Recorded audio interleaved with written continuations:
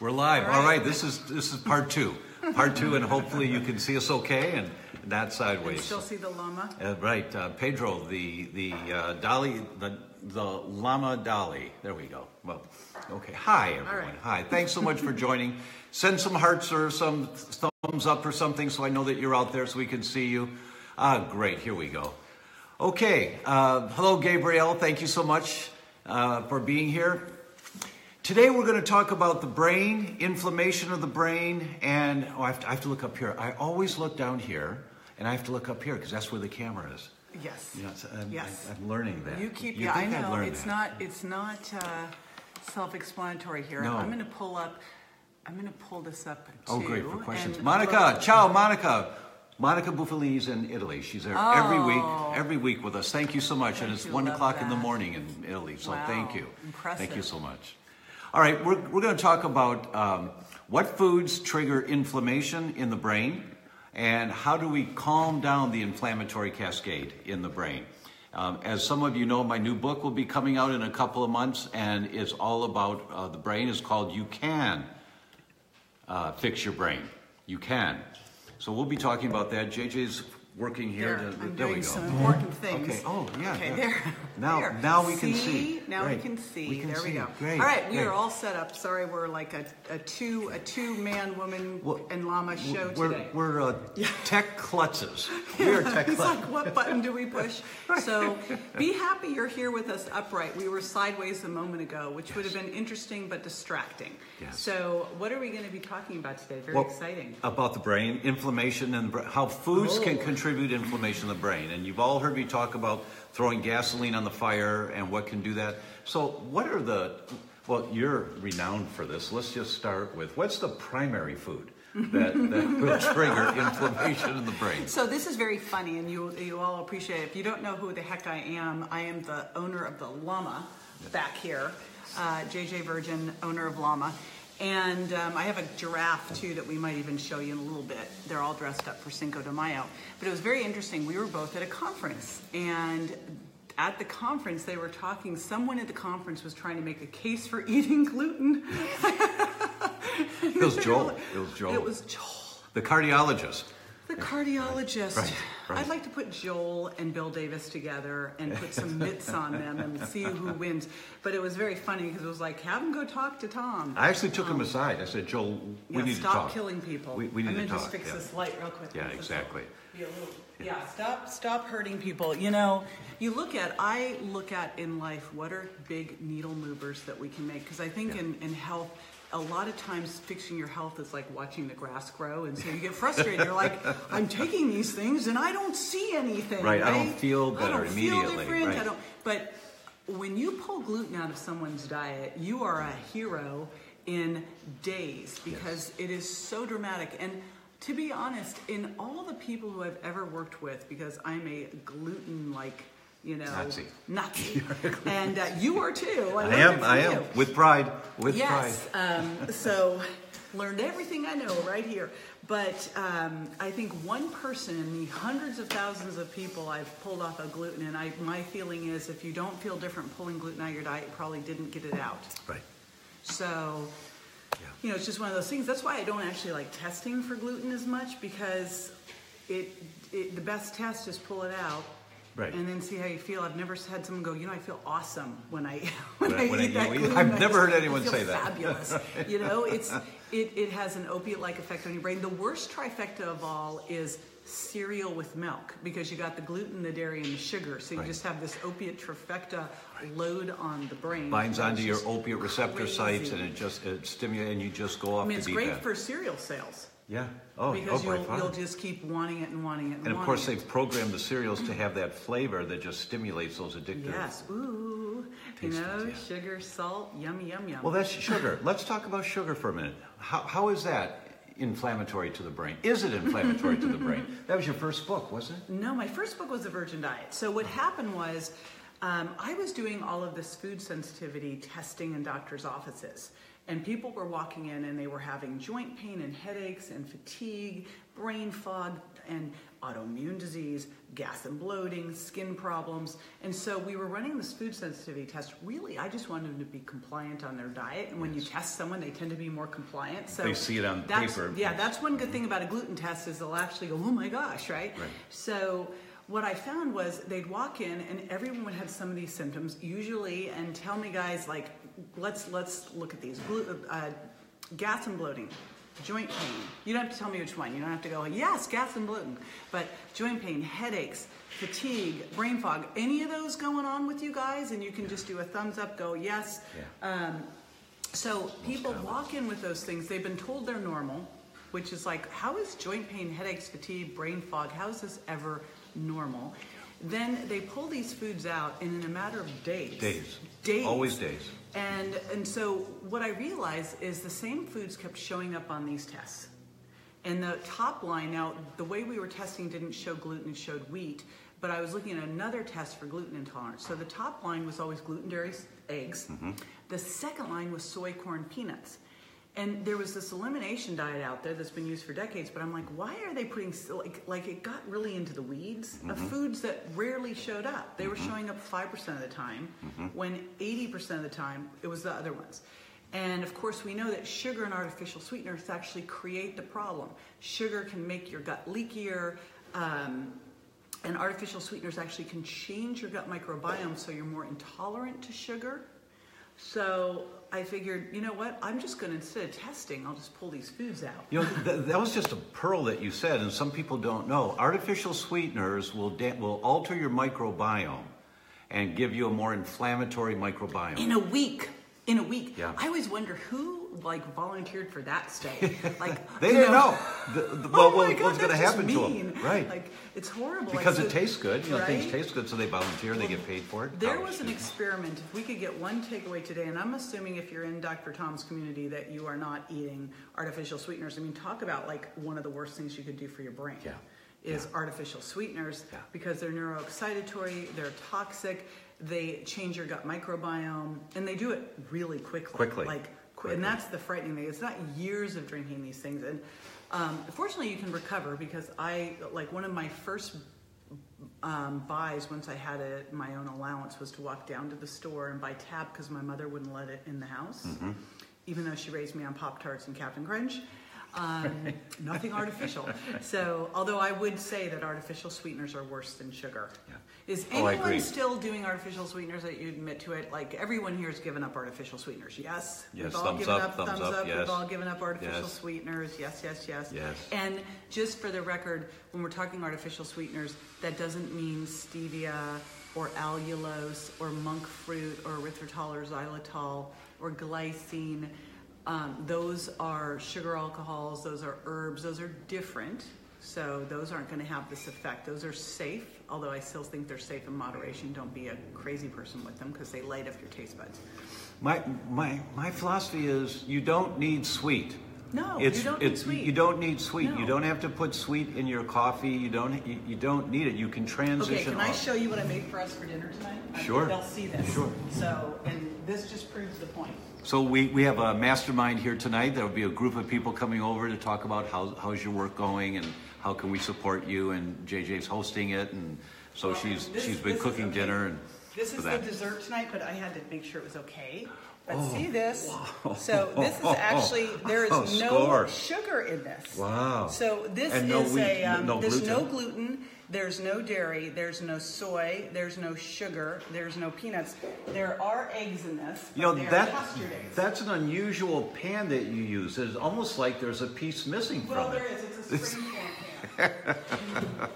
Somebody rated it already. So, that's great. So that's it's really amazing because I did no foods, cookie crust, and no foods are made with chia and almond and sweetened with allulose. And then I used, I got to get back in here.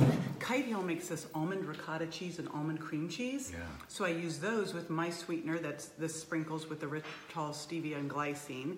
Some vanilla extracts, some lemon Meyers from my orchard over there. Wow. And then some eggs, a little arrowroot, And then I took dark chocolate, Lily's dark chocolate with stevia, mixed it with coconut butter, and I made the cookie crust, which is just ghee and those no foods cookies that have no sugar. Then I put a little layer of this chocolate coconut, and then I'm doing that. How sweet, how really great, how really great. Really look forward to trying that one. Now I that's know. highly advanced to make a dessert for your family. But that's just after trial and error. You do one thing, you win, you're successful, then you'll make another one, then you'll make another one. And so this is not impossible to do. Or we could just share the recipe with you, and then you don't have to try. And by the way, so I celebrated my girlfriend's 50th birthday this weekend, and I say this to prove a point. If you can do this was the coolest thing ever. So I made a coconut cream trifle. So I use I make my own coconut cream. All you do is stick coconut cream in the fridge overnight. It gets hard. You pull it out, you put it into a bowl, you whip it with a little bit of those sprinkles and vanilla extract. Wow. Then I made that dark chocolate with the coconut, so it gets a little bit soft. Right. So I did a layer of whipped cream, a layer of that chocolate, a layer of no foods dark chocolate cupcakes, which have no sugar. They're made with chia and almond. And then I did another layer of whipped cream. Then I did a layer of cherries, organic cherries. Then I did another layer of whipped cream, more cupcakes, then some chocolate. Wow. Again, and then whipped cream, and then I drizzled chocolate. Wow. And so we had that trifle, which has no sugar. I didn't know you're such a homemaker. I was going to be, so when I was graduating from UCLA, I was deciding between going to the Culinary Institute. And this is a little distracting. The dog is like down. The dog is jumping on my leg. Pick me, pick me, pick me. Take me. We'll show her in a minute. But I was going to go to the culinary. Oh, look at her. She is very, like... She wants to be in. She wants to be in. There's Daisy now. Oh, thank you, Daisy.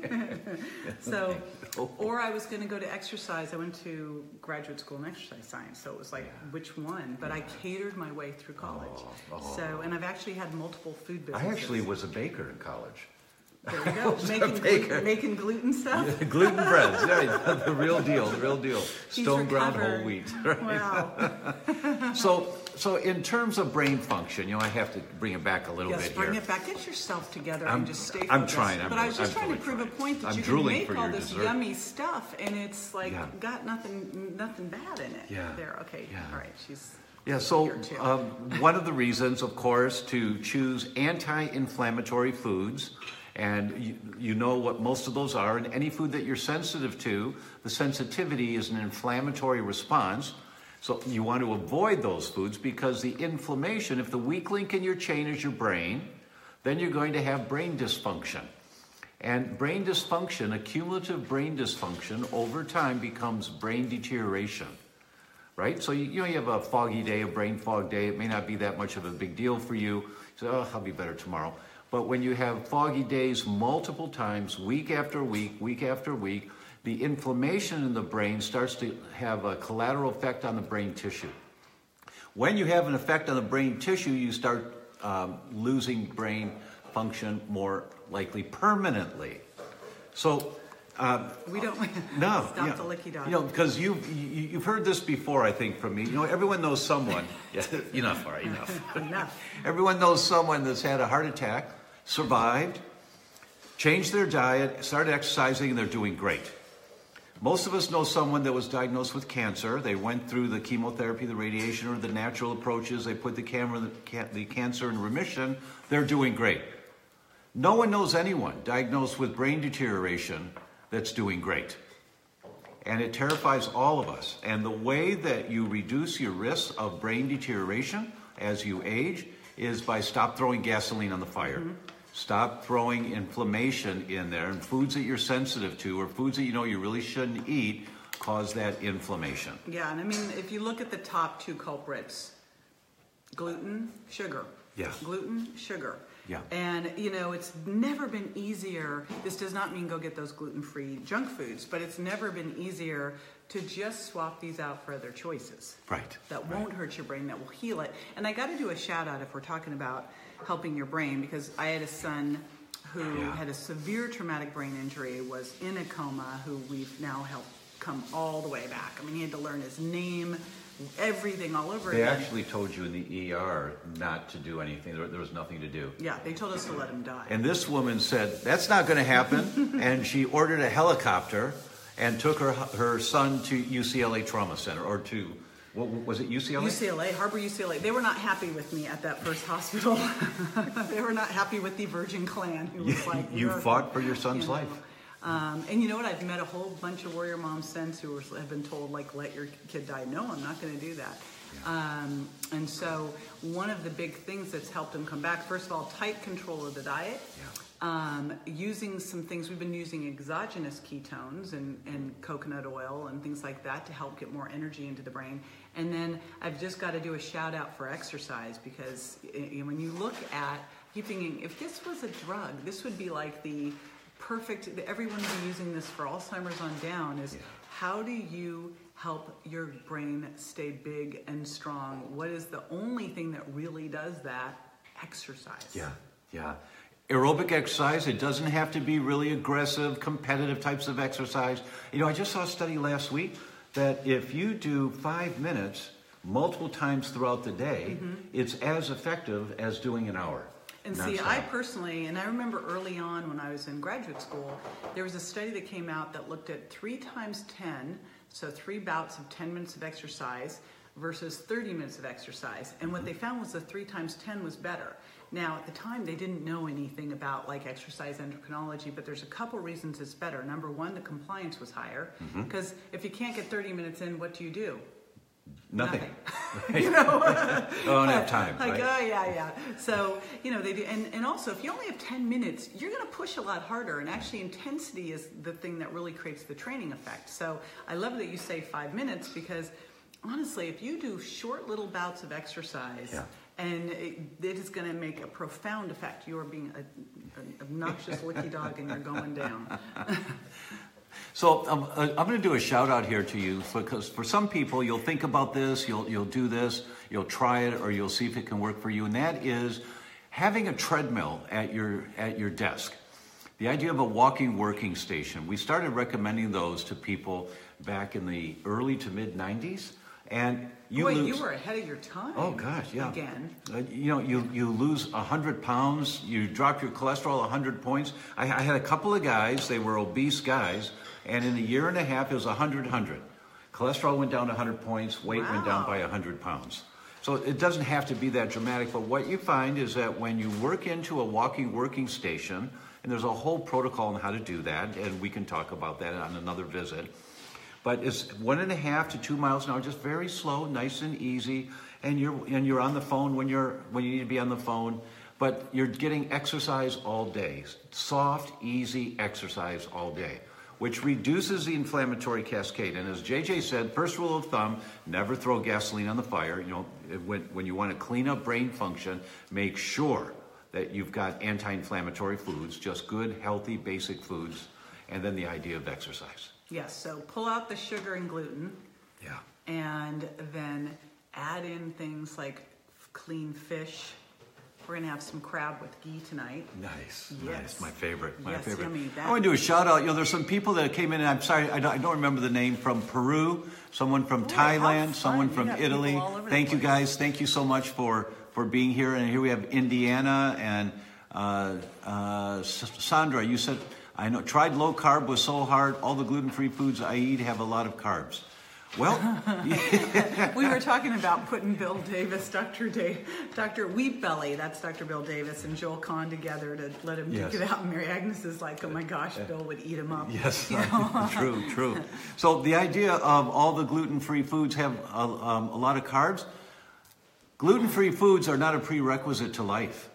Well, gluten-free foods are avocados. Oh, no. She's talking about breads and muffins. You know, first of all, if it has to have a label that says gluten-free, yeah, it's probably a processed junk food. Yeah. The industry that happened, like look at what happened over the last 10 years. I know. With all the gluten-free stuff. It's been good and bad in that, you know, buyer beware. All of a sudden you go to the store, and I remember, I think it was 10 or 15 years ago, I was taking this gal off of gluten.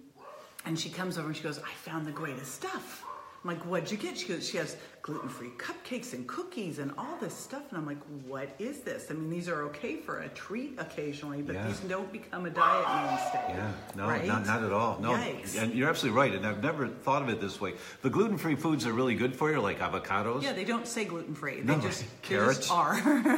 But for a special occasion like this gathering we're going to have here tonight, but even what the cake or the cheesecake thing you made there. But I mean that's not something we have every single day. But it's actually, I mean, it's made from almonds. Yeah, so there's some protein in it. But for a special treat once in a while, fine. But you don't need those things every day. You do not need gluten-free breads and pastries every day. There is no call for that. Because they're high sugar impact. So the challenge is when you process grains, right? And that's what I like about no foods is it's not grains. It's actually chia and almond and coconut.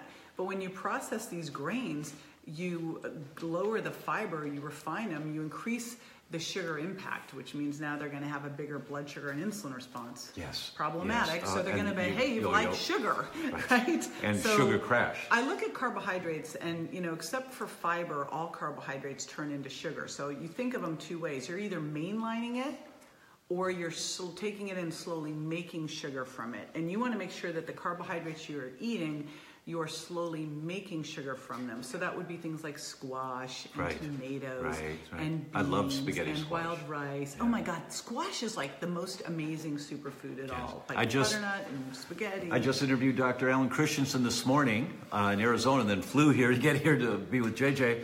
And we were talking about rebuilding adrenal glands. And one of the great foods for that is squash. That's so beneficial for you, and that's a healthy carbohydrate. You can have it regularly. I want to do a shout out here. A couple of people. We've got Sandra Young in County Kerry in Ireland, and Micaiah Jones. She writes, "I adore following you two, Dr. O'Brien and JJ. I feel connected when I see you live. It helps. Great for you. And you've helped immeasurably. Thank you beyond measure. And in Ontario, Canada. Thank you." That's really nice. Yay. We got a couple questions we should answer. One is Melinda wants to know about finding a it's Kathleen. Kathleen wants to know, where do you find a gluten test? And you really are the king of that. So let's talk gluten testing. There's been a game changer a game changer shift in testing that came out in January of 2016. It's called the Wheat Zoomer. You can Google it. Or if you go to our website, theDr.com, and just look for the Wheat Zoomer, you can download information, take it to your doctor, and there's never been a test like this before. It looks at 26 peptides of poorly digested wheat. Cyrex, the lab that came out in 2010, looks at 10 peptides, more than any other lab in the world ever looked at. And so it's a great test, but now we have the Wheat Zoomer that looks at 26, and most importantly, the accuracy of the test, it's called sensitivity and specificity, is 97 to 100%. Wow. Now, it's not going to look at pure, real genetic celiac, right? Or no, it will identify if you're on the celiac spectrum. Now, also. what about if you've been super vigilant about having no gluten in your diet? Yes. Will that test still be able People to do who it? ask me about that, about doing a test when I've been super vigilant, I say, absolutely do it. Well, why? Because you want to see if what you're doing is working. Because so many times there's an inadvertent exposure you're getting. It's your lipstick. Yeah. Or it's your shampoo, it's your vitamins, or it's your medications. Synthroid has gluten in it. Synthroid's horrible anyway. So here's another nail in the Synthroid coffin. Yeah. But it's in things that you would never. It's like sugar and gluten are in the bizarrest things that you would never expect them to be in. So it's a filler. Like gummy bears, you shouldn't be eating those anyway. But here's one for you. J. Alexander's, a nice chain restaurant, kind of an upper class chain restaurant, quality food. They serve wild salmon, things like that. I took my sister there for a meal, and she ordered the wild salmon. I said, "How does that come?" She said, "Well, it's on a plate with some rice and white rice and some vegetables." I said, "All right, tell the chef that we're gluten-free." And the waiter goes, "Oh, there's nothing there, it's gluten." I said, "I understand, thank you, but tell the chef." "Oh, there's nothing." And then and he was fighting me, so I said, "Tell the chef." And he said, "Yes, sir." And then he went away and gave me a look.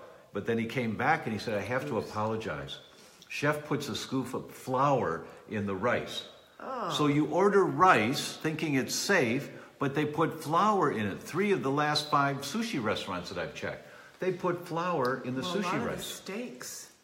A lot of times when you order steak at a restaurant, like Mastro's, Mastro's puts gluten on the steak. I'm like, gluten? Why do you do that? McDonald's, you shouldn't go there anyway, but McDonald's puts gluten on the French fries. So you look at these things like you must ask the question. You've got to ask the question because it's one of those things that are going to sneak in. Why? Because it tastes really good. Then you'll come back and have more. So, JJ, you wanted to give a gift to our tribe here today, so tell us. Oh, yes. So, I always like to give people quick wins. Again, I think one of the challenges when we do health is, number one, we try to do too many things at once. Right. So, I like to focus on one thing at a time that you'll notice a difference in quickly. And so, what I did with the Virgin Diet, which is pulling out those 7 foods, and the tagline is drop 7 foods, lose 7 pounds, just 7 days, because that's what the average person loses. But we actually guide you through that in a free 7-day challenge, and we give you simple swaps. And these are the healing foods. So one of the big things that I learned early on in this world, because you and I have been at this a long time, how long have we known each other? Like 20-something years. A long time. Actually, I'm flying to San Francisco tomorrow for NANP. Oh, are you? JJ was the president of the National Association of Nutrition Professionals a number of years ago and brought me in to speak there. And, and I'm going there tomorrow. About your website. You did. So, yes, we've been friends a long time, but what I've learned over the years is that you've got to not just take things out of someone's diet, because if you just take things out, people can actually find worse things to put in. Yeah, they feel deprived. Right? And that never works. So what I want to do is make sure that as I'm pulling things out, I'm giving you swaps. And I think there's things that you'll probably like even better. Again, like, that almond ricotta cheese is the bomb. Looks really amazing stuff. So, and there's so many things like that are out there, and easy things you can make yourself. You can make cashew cheese. It's simple, it's easy. This is way easier than it was 10 years ago. And even 5 years ago. So we have this 7-day challenge. You can get it at DrTomOBryanGlutenFree for the doctor, theDr, to get you started. It's super easy and fun. And it has all my elements for success built in, because here's what I've seen that people need to be successful, maybe because I've worked in weight loss forever. So when you work in weight loss, people always tell you, this is great, I'll start tomorrow, right? Which means never. Or it means I'll start tomorrow because today I'm going to go clean out the refrigerator into myself. So, you got to have a start date. You need to commit time or money or both. And you need to have a coach and a community and an accountability partner. These are all the things that make something work. So we've got your coach, we've got the group, we've got a start date, we've got a time. So that's my big recommendation, is get started. It's going to make it super easy. You probably already pulled out gluten, I would assume, if they're in the community. One would hope. One would hope, but it's going to give you these other ones, because as we know, corn can be just as problematic as gluten. Sugar creates a ton of problems. I had a celiac guy early on. In fact, I just ran into this guy the other day. He goes, oh my God, you helped my dad. I'm like, I did? He goes, yeah. And I was hearing him. I go, oh, that was the guy who's celiac, who actually had a dairy intolerance that they never found. But remember, if you've been eating gluten and you have problems with gluten, which most people do, you're going to have more of a permeable gut, and you will be having more issues with all these different foods. That's one of the reasons why the testing is so important, because about 50% of celiacs have a sensitivity to dairy. And if they take wheat out completely, but they still eat dairy, you still get the wheat antibodies. Oh, wow, I didn't know that. Every time I'm with you, I learn something new. I liken it to this, and I'm trying to remember who told me this one. It was such a great metaphor of, if we were sitting here right now and we were sitting on 7 tacks. You wouldn't be doing that. You wouldn't be laughing and smiling. You'd be it's called the tax principle. And it comes from IFM. It comes from Sid Baker, one of the founders of IFM. So I couldn't remember whoever said it, but it's like, okay, so if you're sitting on 7 tacks, and let's just say you're sitting on 2 tacks for this one. One's a gluten tack and one's a dairy tack, and you get up and you take the gluten tack away, but you sit back down, it still hurts because you haven't pulled out all the offending foods. And one of the things we know about gluten is it makes your gut leakier. So because it triggers the release of a protein that makes your gut more permeable, so your likelihood of having these reactions to all these foods goes up. So not only are you more like, corn creates its own set of problems, this whole thing becomes such a self-fulfilling prophecy because the gluten makes your gut more leaky, and then the sugars make your gut more leaky. So all these things contribute, and you just start to hurt. You just hurt. So I just want to give a shout out to Dr. Baker for this, and this is how he presented I'm glad I the now stage. know where it is, because I always like to give the credit where credit is due, but I didn't know. It's where called I the heard tax it. rule, and the tax rule is if you sit on 2 tacks, it hurts a whole lot. Taking 1 tack out does not reduce the pain by 50%, right? So you need to take it all out, right? Yeah. And so what I teach people to do is I've identified these 7 top foods through all of the testing, and you may not be reactive to all of them, but what I have people do is pull them all out and give yourself time to reset. It's like a little detox, a reset, and all of a sudden you go, wow, I never knew that I didn't need to have joint pain, that my skin could clear up. I could wake get rid up of in the my morning dark and eyes. not be all stiff, and I could wake up and feel refreshed. You can always tell it here, like gluten fingers. So I see that we've got the link posted here for you guys, so there it is. So you can click on it and go over to JJ's page after we're done here, and just register for it, give it a shot, and then let her know how it is, what your experience is going through, and let me know also. And we'll check in with you next week on that one. A couple of questions came up here. Sandra asked, what are the best foods for vitiligo? That's a really good question, Sandra, because there are no best foods for vitiligo. There are no best foods for multiple sclerosis or for rheumatoid arthritis or any other autoimmune disease. It's the anti-inflammatory foods for all autoimmune diseases, because you want to heal your gut. I remember when my daughter got vitiligo. She was 14 and, teenage girl. And she never followed what I said to the T. She was always cheating. I was her dad. I was a little too demanding about it. Now I know better. But she came, Dad, look at oh my God, because she had it on her arms. There were a couple of spots on there. And I said, well, honey, you know what to do. You know what to do. Would you help me? And so she got wheat out. She got dairy out. She stopped eating sugar. There, we lost you. There you go. Stopped eating sugar. And took a couple of nutrients, some folic acid, some B vitamins, a little extra folic acid, and in 2 months it was gone. It was gone. And then it came back once more in college and undergrad, because when she went to undergrad, these kids they start their night at 10 o'clock at night at Starbucks, and then they go out drinking, right? And they go out partying and stuff. Most of us did that when we were in undergrad to some degree. And it started to come back, and she called and said, well, honey, you know what to do. Your body hasn't changed. It'll respond really well for you.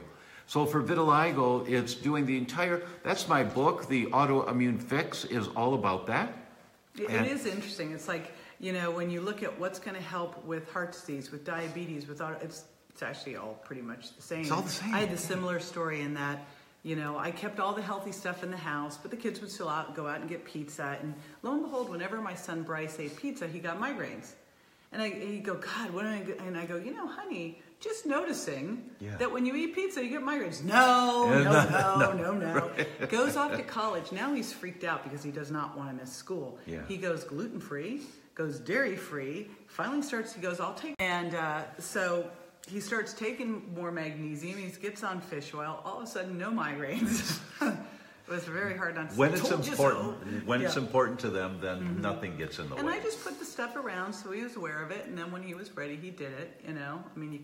You cannot force them, right? No profit in your hometown. I want to give a shout out and to the entire world to let you know that our friend Dr. Isabella Wentz. Oh my God! Is in the process? Is in the process. She's we're watching in the birthing room, about to have a baby. Is she Facebook Living it is what I want to know. So the whole world can send some love and healing energy to Dr. Wentz. Yay. And so that this little baby comes into a world. Look. Just welcome to. Oh, there she is. Yeah. It's a photo. It's really, not a video of her. Yeah, it's not a video. Oh, here come all the hearts for her, know. too. You bet. Great. So there was one other question I saw. Oh, Sandy asked, any squash, zucchini, and yellow? Yes, Sandy. All the squashes are great for you. Just make sure those, especially the zucchini and the yellow, are organic. Those are some of those, I don't know if they made the Dirty Dozen list this year, but they've done on a lot in the past. So. Guys, it's more important than ever. Whenever you can, get organic. And when you go in the store and there is no organic available, ask for the produce manager or for the store manager. And if they get 20 people a week, every week asking, they'll get the message and then they'll start carrying it. But luckily too, you know, in that situation, go frozen. Yeah. You know, go frozen, because at least it got picked at the height of season, and it's Right. not going the other way and getting moldy. So, Right. you know, Right. don't discount the frozen. We have like great frozen butternut squash in there. So we have a couple things in our freezer because we travel so much. We'll come home and go, what do we have? Right, So yeah. we always keep frozen organic cauliflower rice and frozen that's organic exactly what I do, squash. too. Those are like my go-tos. Organic right? cauliflower rice. Best. So it's cauliflower in the form. It looks like little rice kernels. Easy. It's amazing. Easy to make, and it's a great base. You can throw anything on top of it. You can make a thing. So all you do is take cauliflower rice and then throw in grass-fed ground beef, and then we do some just peppers and onions and mushrooms and spinach and tomatoes. I've done that so often, and I use organic tomato sauce, and I'll just pour it on there. You know, just warm it up. Easy. I love these things that are 5-minute meals. Yeah, sometimes that's all you can do. You know, I'm a bachelor, because as you guys know, my wife's not back yet in the country, and so when I'm tired at night, I'm not going to cook, and so I'll do things like the cauliflower rice, warm it up, get out a jar of puttanesca organic sauce, and just pour it on there, and then take some shrimp, thaw them out, saute them a little bit, throw it in there. It's done. 15 minutes, it's done. And you got your fat, because I always look at it, if you want to have one of the keys to having a great brain function, avoiding brain fog, is having very stable blood sugar. And you know you have stable blood sugar when you don't feel like you have to eat every 2 to 3 hours, right? Yes, right. When you can go 5 to 6 hours and you're not ready to go postal. So you want to have fat, fiber, and protein. So you got your shrimp, you got your fiber, you got your, your protein, you got your cauliflower rice and your tomatoes for your fiber. I like low carbs and veggies, and then you got some of the healthy fats, I'm sure, in the puttanesca and some olive oil in there. Yep, so the olives and there you puttanesca, go. yeah. All right, guys, we're going to wrap it up. Thank you so much for being here today. Go to DrTomOBryanGlutenFree and try her 7-day program, see what you think, and give us some feedback on it. Thank you all so very much, and look forward to seeing you next time. Bye-bye. Bye. So how do I stop this now? Okay, what you do. Oh, finish.